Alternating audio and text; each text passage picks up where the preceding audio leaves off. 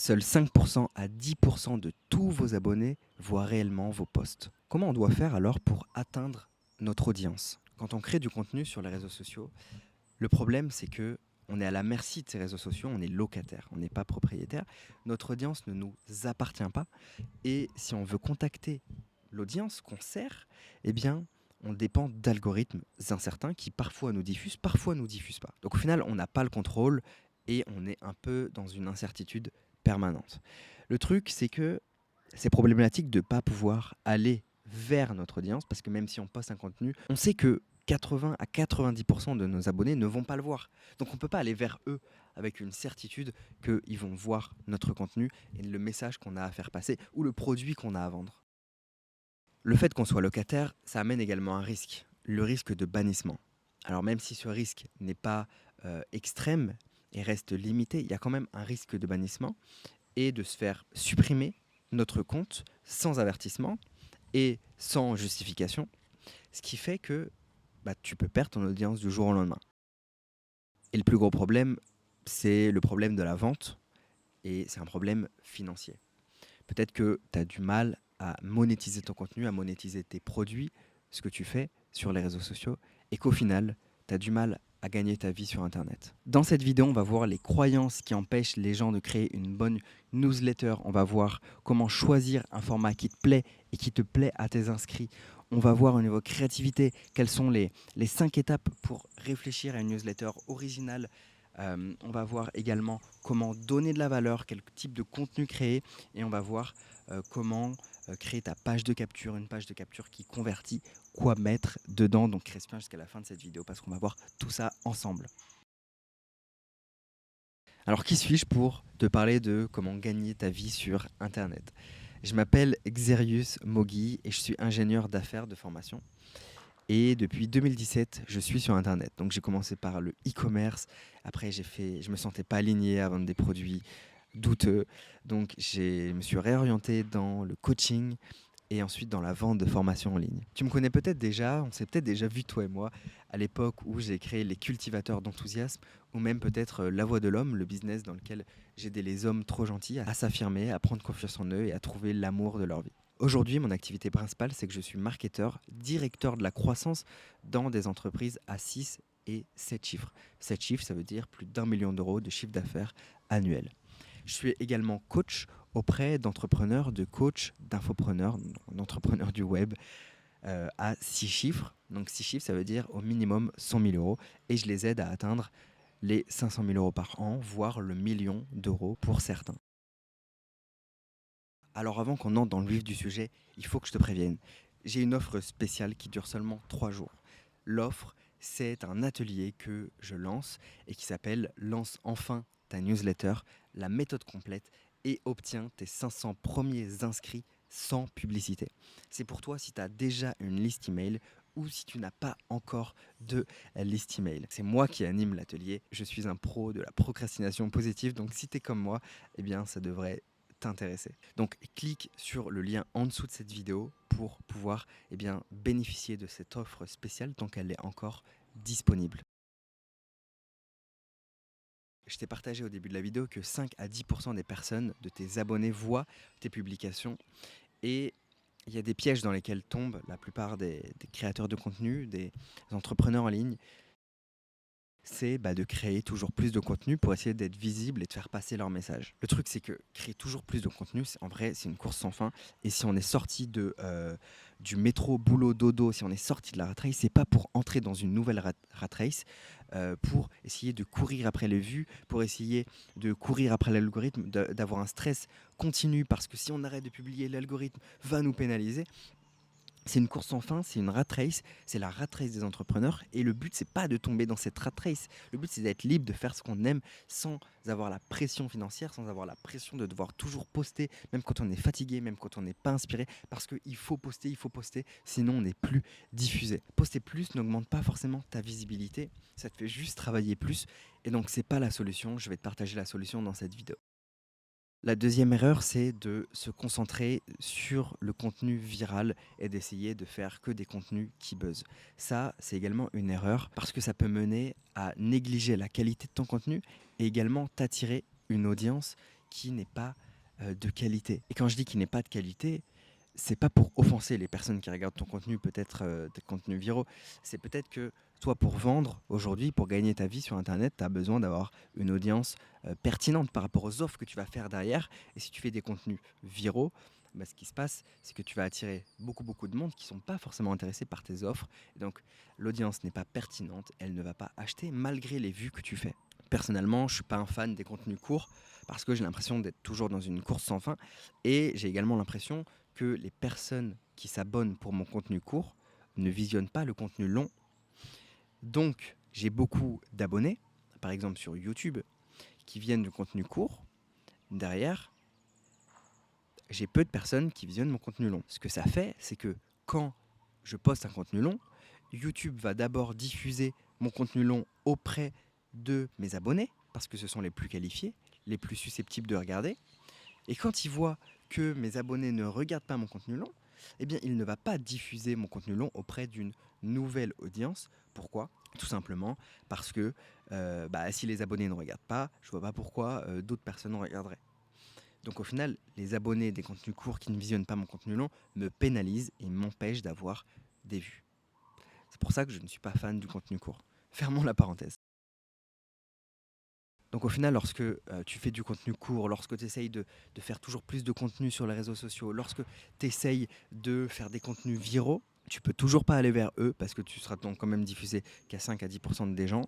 Tu pourras toujours pas vendre facilement parce que tu n'auras pas toute leur attention et parce que les plateformes vont essayer de garder ces personnes sur les plateformes pour qu'elles passent le plus longtemps possible sur la plateforme. Et vous avez toujours le risque de vous faire bannir et de perdre votre business et votre actif que vous avez mis du temps à construire. La solution, elle est très simple, elle est évidente et souvent on ne la met pas en place tant qu'on est dans la merde. Je veux vous éviter ça.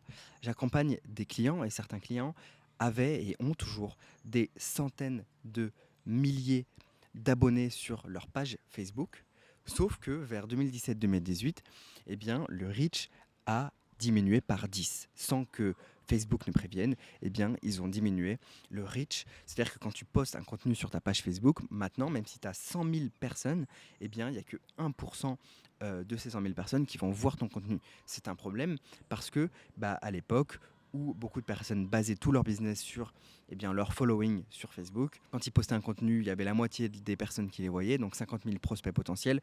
Et du jour au lendemain, ils ont eu que 1000 prospects potentiels. Donc, ils se sont retrouvés à avoir une chute drastique de leur chiffre d'affaires. C'était un enfer pour eux parce que leur audience reposait sur un réseau social sur lequel ils n'avaient pas le contrôle. Et je peux te dire que beaucoup ont regretté de ne pas avoir construit d'actifs qui leur appartenaient. Et depuis ce moment-là, depuis 2017-2018, je ne jure que par la construction d'une liste email et l'envoi d'une newsletter régulière. Parce que 90% des ventes viennent de l'email et c'est très facile de vendre par email, beaucoup plus facile de vendre par email que de vendre sur une plateforme comme YouTube ou Facebook. Premièrement, si tu gères bien ta liste email, tu vas avoir entre 20 et 50% d'ouverture à tes emails. Les gens qui sont sur ta liste email, tu ne les as pas forcés, ils se sont inscrits d'eux-mêmes. Et c'est ça toute la magie, c'est qu'ils ont envie de recevoir ton contenu. Deuxième raison, je te l'ai dit, c'est plus facile de vendre. Les chiffres montrent et les études montrent, tu trouveras les liens des études en description, que le taux de conversion par email est presque 3 fois supérieur au taux de conversion sur les réseaux sociaux. C'est 8% par email vs 3% sur les réseaux sociaux. Donc il y a un meilleur taux de conversion par email. Je te mettrai tous les liens dans la description des études qui appuient cela et desquelles je sors ces chiffres. Également pour appuyer le fait que vendre est plus simple et plus naturel et plus efficace par email, c'est que l'email génère un retour sur investissement moyen de 3800% contre 28% sur les réseaux sociaux. Tu peux aller voir du coup la source dans la description, le lien c'est Campaign Monitor, email marketing vs social media. Donc imagine 3800 le retour sur investissement vs 28%. Est-ce que tu vois pourquoi est-ce que c'est important d'avoir une liste email maintenant ? La troisième raison, c'est que tu es chez toi, tu es propriétaire. Ta liste email, c'est ton actif, c'est la chose qui te protège des crises. C'est ton petit coin d'internet, Ce sont les gens qui t'aiment, ce sont les gens qui achètent tes produits parce que eh bien, tu les sers et personne ne peut te l'enlever. Tu n'es plus à la merci des réseaux sociaux. Ton audience t'appartient. Tu peux la contacter à tout moment. Tu peux aller vers eux et c'est pas à eux de venir vers toi. Et ça, c'est quand même extraordinaire. La quatrième raison de créer une liste email, c'est qu'elle peut te suivre toute ta vie. Comme je te l'ai dit, j'ai commencé par le e-commerce, après j'ai créé un premier business, un deuxième business, business de coaching, de formation, et ma liste email m'a suivi. Imagine qu'en 2017, j'ai lancé une petite liste email, j'avais 200 à 300 personnes qui me suivaient pour mes conseils business, mais je n'avais rien à vendre, et c'était pas dans un but business, c'était dans un but de partage. Imagine que j'ai construit les cultivateurs d'enthousiasme, j'ai construit la voix de l'homme, j'ai construit d'autres business dans lesquels je suis partenaire. J'ai été marketeur. Je suis aujourd'hui directeur de la croissance de plusieurs entreprises. Imagine que j'envoie des emails à cette liste qui a grossi au passage depuis le temps. Pas énormément parce que je ne mettais pas l'accent dessus. Mais du coup, j'ai une relation avec cette liste email et des gens qui me suivent depuis 4-5 ans et qui adorent le partage de mes expériences. Et aujourd'hui, cette liste email et cette relation que j'ai créée avec ces personnes, eh bien, ça me sert et ça m'apporte tout un tas d'opportunités et c'est aussi une sécurité financière parce que demain, je peux créer un produit, lancer à cette liste email et les aider tout en gagnant ma vie juste avec une liste email. Donc tu ne peux pas procrastiner la création d'une liste email, c'est très très important. Pourquoi, une fois que tu as une liste email, pourquoi créer une newsletter assez régulière pour qu'on sache qui tu es et qu'on se souvienne de qui tu es? Parce que ça permet, premièrement, de créer de la relation avec les personnes qui te suivent. Ça permet de rester en tête. Et donc, les gens pensent à toi à chaque fois que tu leur envoies un email. Tu leur apportes de la valeur. Ça te sert à vendre énormément. Et puis, parce que c'est fun. En fait, lorsque tu trouves le bon format de newsletter, et on va voir comment faire dans cette vidéo juste après, eh bien, c'est fun, c'est rapide à créer et les gens prennent du plaisir à la lire. Pourquoi avoir une newsletter régulière et une liste email? Parce que ça te permet également de créer une communauté de gens qui partagent les mêmes valeurs. Et le futur du business en ligne se trouve dans la communauté. Alex Hormozy a racheté School de Sam Ovens. Ça le prouve. Ils se sont associés parce qu'ils croient tous les deux en la même vision du business en ligne qui est l'aspect communautaire et que de plus en plus de valeur va se créer dans les communautés et que le futur du business en ligne, du coup, c'est la création de communautés en ligne. J'ai d'ailleurs récupéré un document secret de Sam Ovens dans lequel il partage sa vision du futur du business en ligne. Ce document est secret, tu peux le récupérer nulle part ailleurs parce que je l'ai récupéré dans un mastermind aux États-Unis qui coûte plus de 30 000 euros. Et dans tous les cas, ça a été diffusé une fois. La seule manière de récupérer ce document, si ça t'intéresse d'avoir la vision de Sam Ovens sur le futur du business en ligne, c'est une page au format A4 sur laquelle il partage eh bien, tout ce qu'il pense. Si ça t'intéresse, reste jusqu'à la fin de cette vidéo parce qu'à la fin de cette vidéo, je te dirai où récupérer cette ressource et je t'expliquerai où récupérer cette ressource que je vais partager. Alors pour créer ta liste email et créer une bonne newsletter, eh bien, il y a 3 étapes. La première étape, ce sont tes croyances vis-à-vis d'une newsletter qu'il va falloir eh bien, travailler. La deuxième étape, c'est la créativité. Quel type de newsletter tu veux? Est-ce que tu as des idées? Est-ce que tu as des choses à dire? Qu'est-ce que tu as à dire? On va brainstormer de tout ça ensemble. Et la troisième étape, c'est la partie technique, création de la page de capture, etc. On va voir tout ça ensemble dans cette vidéo. Partie 1, croyance, c'est la partie la plus courte de cette vidéo, mais qui est très importante parce que je vois souvent beaucoup de personnes qui ont peur de l'email marketing. Et peut-être que tu en fais partie aussi, peut-être que tu as peur que les gens ne veuillent pas recevoir tes emails, tu as peur que ce soit une expérience négative pour eux. Et en vrai, tu as totalement raison. La plupart des emails sont nuls, la plupart des emails sont transactionnels, la plupart des entreprises envoient des emails seulement quand ils veulent gagner de l'argent, quand ils veulent proposer un produit. C'est inefficace pour l'entreprise, c'est inefficace pour le client, tu ne crées pas de relation, c'est totalement transactionnel. Et oui, effectivement, si tu veux créer une newsletter comme ça, personne ne va vouloir s'inscrire à ta newsletter. Le but de cette vidéo, c'est qu'on voit comment créer une newsletter qui donne envie de s'inscrire, une newsletter originale, une newsletter où tu mets ta patte, newsletter qui te ressemble et qui apporte de la valeur à ton audience, autant qu'elle est rentable, bien évidemment. Donc, il y a deux solutions. La première solution, c'est la créativité, donc c'est le point 2 qu'on va aborder juste après. Et également, c'est le point 3 qu'on va aborder juste après, c'est comment donner aux gens l'envie de s'inscrire à ta newsletter et montrer la valeur que tu as à apporter et montrer que tu n'es pas comme toutes les autres newsletters qui veulent juste vendre, vendre, vendre et vendre sans apporter de valeur. Dans cette partie 2 qui s'appelle créativité, on va voir les 5 étapes pour penser ta newsletter et on va également voir comment donner de la valeur, quel contenu faire, etc. La première étape, c'est un exercice que je te propose de faire et c'est l'exercice du je ne veux pas. Qu'est-ce que tu ne veux pas? À quoi est-ce que tu ne veux pas que ta newsletter ressemble? Je te donne des exemples. Quand j'ai créé mes différentes newsletters selon le business, eh bien, j'avais des envies de créer différentes newsletters avec différents formats. J'avais des choses que je ne voulais pas pour un business, que je voulais pour un autre. Et donc là, l'idée, c'est de réfléchir à ton business actuel. Qu'est-ce que tu ne veux pas? Exemple, je ne veux pas que les gens sentent que je vends tout le temps. Je ne veux pas qu'il y ait plein d'images parce que je veux que ça soit facile à créer, facile à diffuser. Je ne veux pas envoyer plus d'une newsletter par semaine. Je ne veux pas qu'elle soit trop longue. Je ne veux pas qu'elle soit impersonnelle. Je ne veux pas qu'elle soit ennuyante. Je ne veux pas qu'elle soit culpabilisante. Je ne veux pas qu'elle soit trop pushy. Qu'est-ce que tu ne veux pas pour créer ta newsletter? Mets en pause cette vidéo et note qu'est-ce que tu ne veux pas, parce que ça va t'aider derrière également à trouver ce que tu veux. Et l'étape numéro 2, justement, c'est de trouver l'inverse de tout ce que tu ne veux pas et de l'écrire sous forme de phrases positives. Par exemple, je ne veux pas que les gens sentent que je vends tout le temps. Eh bien, ça peut être je veux que les gens sentent que je suis là pour leur apporter de la valeur. Je ne veux pas qu'il y ait d'images. Donc, ça veut dire je veux que ça soit simple à écrire ou je veux qu'il y ait principalement que du texte. Si tu ne veux pas envoyer plus d'une newsletter par semaine, eh bien tu dis je veux envoyer une newsletter par semaine.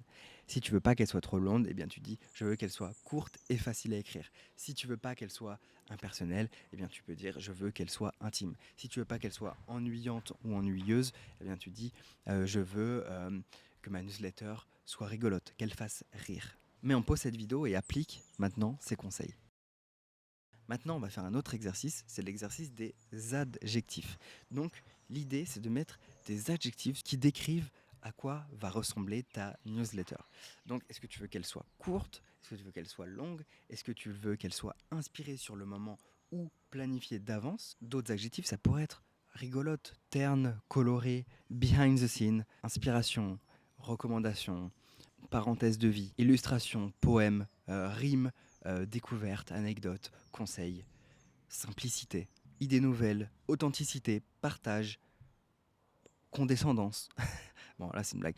Mais du coup, quels sont les adjectifs que tu veux pour ta newsletter? Tu peux déjà, ce qui te vient déjà, quand tu te connectes un peu à toi, à ton corps, à ton cœur, qu'est-ce qui résonne? Qu'est-ce que tu veux créer? Le quatrième exercice, c'est de réfléchir à comment est-ce que tu veux que ton lecteur se sente après la lecture de ton email. Qu'est-ce que tu veux qu'il ressente à l'intérieur de lui? Est-ce que tu veux qu'il se sente inspiré? Est-ce que tu veux qu'il se sente comme toi? Est-ce que tu veux qu'il se sente motivé, optimiste, compris, curieux, surpris, intelligent, différent, compétent, joyeux, apaisé, zen, confiant? euh, Comment est-ce que tu veux qu'il se sente après avoir lu ton email? Alors évidemment, tu pourras te poser la question pour chaque email, mais tu peux déjà trouver les 3 émotions que tu voudrais faire ressortir le plus à travers ta newsletter. Cinquième exercice, c'est de réfléchir aux horaires, à la fréquence de ta newsletter.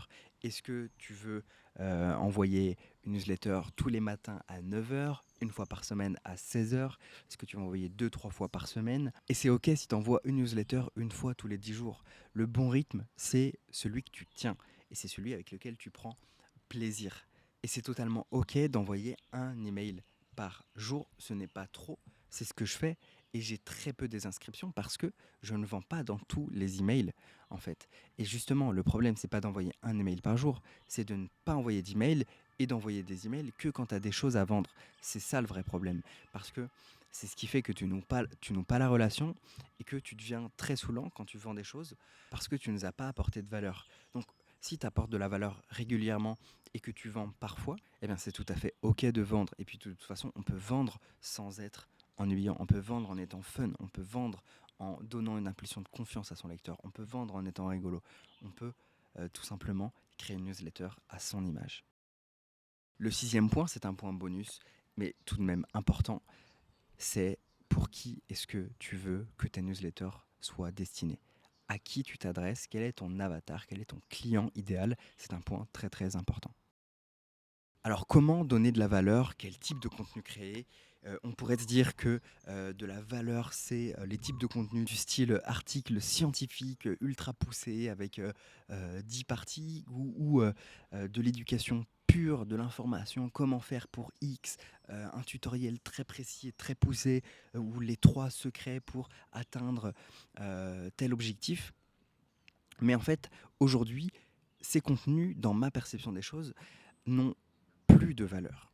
Les contenus de l'information pure n'ont plus de valeur parce que l'IA peut créer ces contenus et ces contenus, on va les voir de plus en plus se diffuser et ça va plus être intéressant pour tes lecteurs.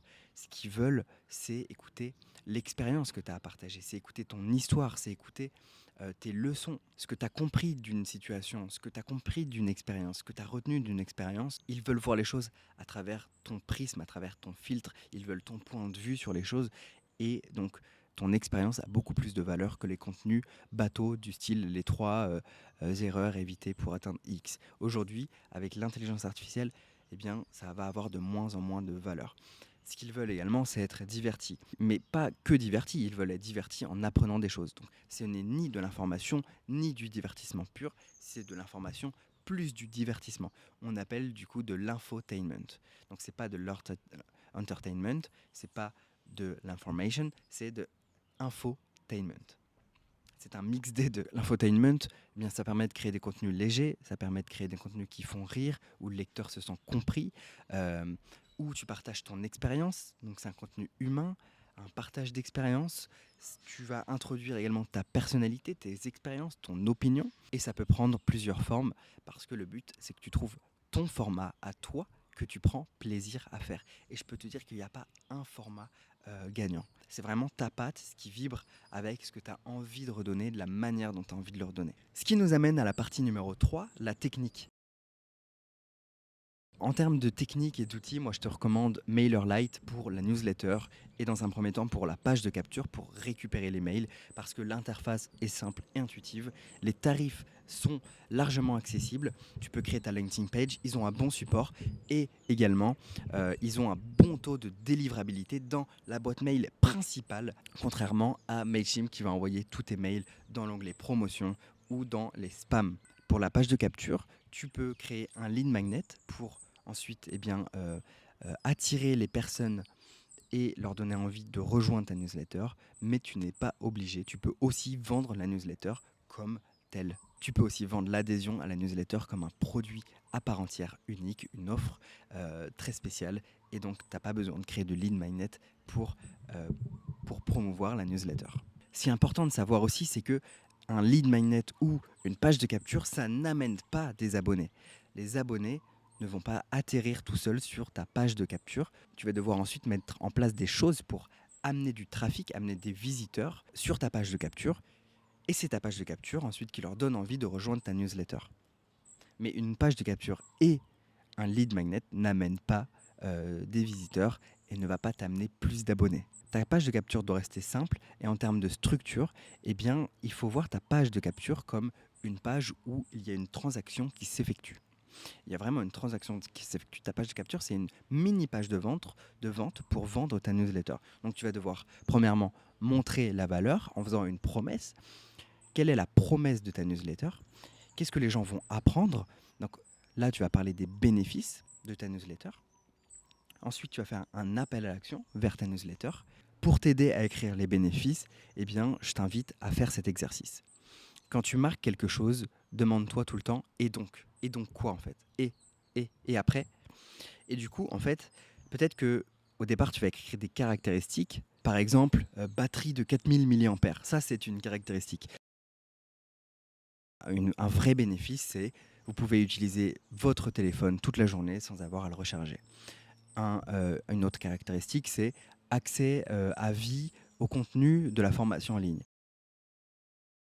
Un bénéfice, ça serait réviser et approfondissez à tout moment, sans pression ni limite de temps. Si on prend l'exemple d'une veste imperméable, une caractéristique, c'est couture étanche et matériaux respirants. Et un bénéfice, ça serait rester au sec sous la pluie tout en évitant la surchauffe pour un confort optimal et par tous les temps. Si on prend un dernier exemple, un matelas à mémoire de forme, eh bien, une caractéristique, c'est que le matelas s'adapte à la forme de ton corps. Et un bénéfice, eh bien, c'est profiter d'une meilleure nuit de sommeil et réveillez-vous sans douleur ni raideur. Donc le but, c'est vraiment de ne pas mettre les caractéristiques du style vous allez recevoir 3 mails par semaine, tu peux les mettre, mais tu dois aussi mettre voici à quoi ressemblera votre vie une fois que vous aurez lu la newsletter et d'écrire émotionnellement eh bien, à quoi va ressembler leur vie après l'avoir lu. Une fois que tu as créé ta page de capture, il te reste une dernière étape, c'est d'écrire le mail de bienvenue. Donc, la structure du mail de bienvenue, elle est simple. Tu vas remercier les personnes de s'être inscrites. Tu vas rappeler les bénéfices à te lire. Tu vas présenter le contenu en donnant un aperçu de ce à quoi s'attendre avec la fréquence d'envoi, les types de contenus, etc. Et tu vas enfin teaser pour le prochain email qu'ils vont recevoir. Et tout en bas de tes newsletters, tu peux mettre des liens vers tes réseaux sociaux si toi tu es sur les réseaux sociaux. Ça y est, c'est lancé. Félicitations, tu as ta liste email, tu as le format de ta liste email, tu as la fréquence de ta newsletter. Ta newsletter est prête. Alors maintenant, qu'est-ce qui te reste à faire ? Eh bien maintenant, il te reste à avoir les inscrits à ta liste email pour leur envoyer tes premières newsletters. Et pour ça, j'ai créé un programme complet qui s'appelle Lance enfin ta newsletter, la méthode complète que tu aies une liste ou pas et obtiens tes 500 premiers inscrits sans publicité par un pro de la procrastination positive. Tu peux y accéder en cliquant sur le lien en dessous de cette vidéo. Il y a une promotion qui dure que 3 jours, donc évidemment ne tarde pas si ça t'intéresse. Personnellement, depuis que j'ai une liste email et dans mes autres business, depuis que j'ai appris à remplir ma liste email de personnes qualifiées, eh bien, je me sens beaucoup plus en sécurité par rapport au développement de mon activité et au chiffre d'affaires que je peux faire chaque mois. Et puis depuis que j'ai trouvé mon format également, j'ai jamais pris autant de plaisir à écrire. Moi, j'écris tous les matins à ma liste. Donc finalement, ça a simplifié mon activité puisque je me concentre seulement sur 3 choses. La première chose, c'est de remplir ma liste email. La deuxième chose, c'est de créer du contenu pour eux intéressant. Et la troisième chose, c'est de créer des produits et les vendre par email. C'est tout. C'est tout ce que j'ai à faire et ça me prend 1 heure à 2 heures par jour. Et je fais du coup que ce que j'aime. Dans l'atelier, on va aller plus loin sur le fait de trouver le format qui te correspond, le fait de trouver des idées d'email en illimité. Si tu ne sais pas quoi leur envoyer aujourd'hui ou que tu laisses petit à petit mourir ta liste, eh bien, on va voir exactement comment trouver ton format. J'ai plein d'autres exercices en stock, on pourra discuter ensemble. Et j'ai également des tonnes d'exemples de newsletters inspirantes et originales à te partager. On va voir également comment tenir dans la durée, comment écrire plus souvent et dans la durée. On va voir comment convaincre ton audience à rejoindre ta liste, vraiment étape par étape, avec des exemples à l'appui. On va voir comment obtenir tes 500 premiers abonnés si toi tu pars de zéro et quelle est la bonne fréquence de contenu de valeur et de contenu de vente. On va voir également quel type d'email de vente tu peux envoyer pour maximiser tes ventes. Si tu es bloqué par la technique, on va voir comment créer un formulaire de capture, comment créer un lead magnet si tu veux en créer un, comment créer une campagne email. Et le but, c'est que rapidement, tu aies ta newsletter qui soit envoyée à ta liste email, à ceux qui te suivent, avec ton formulaire de capture qui est prêt, avec ton email de bienvenue qui est prêt et automatisé, et que dans les prochains jours suivant l'atelier, tu prennes du plaisir à régulièrement écrire et envoyer des emails percutants qui touchent le cœur de ton audience et qui également donnent envie d'acheter tes produits. Donc c'est pour toi, peu importe ce que tu vends, coaching, formation en ligne, des produits d'affiliation, des produits physiques, une liste email, ça sert pour tout. Si ça fait longtemps que tu as récolté les emails, on va voir également comment relancer une newsletter. On va voir si tu dois mettre la double opt-in ou pas selon ta situation. On va voir si tu dois segmenter ta liste ou pas. On va également voir les bonnes pratiques au niveau de la loi et de la RGPD. On va également voir quelle est la bonne structure d'un mail entre les photos, les textes, les liens, les bonnes pratiques pour que ton mail arrive dans l'onglet principal de Gmail. Comment faire si aujourd'hui tu as une newsletter avec des personnes qui ne sont pas engagées? Comment relancer cette liste? On va voir à quelle fréquence nettoyer la liste et comment faire. Et si tu te demandes, puis-je créer ma newsletter si je n'ai rien à vendre? Bien évidemment que oui, plus tôt tu la crées, mieux c'est. Si cette vidéo t'a plu et que tu as créé ta liste email, eh bien cette formation va t'aider à aller beaucoup plus loin dans la création d'une liste email et d'un format unique qui te correspond. Ça va également t'aider à remplir ta liste email et à garder le cap sur la durée. Donc ça dure que 3 jours. Donc si tu veux y accéder, c'est juste sur le lien en dessous de cette vidéo.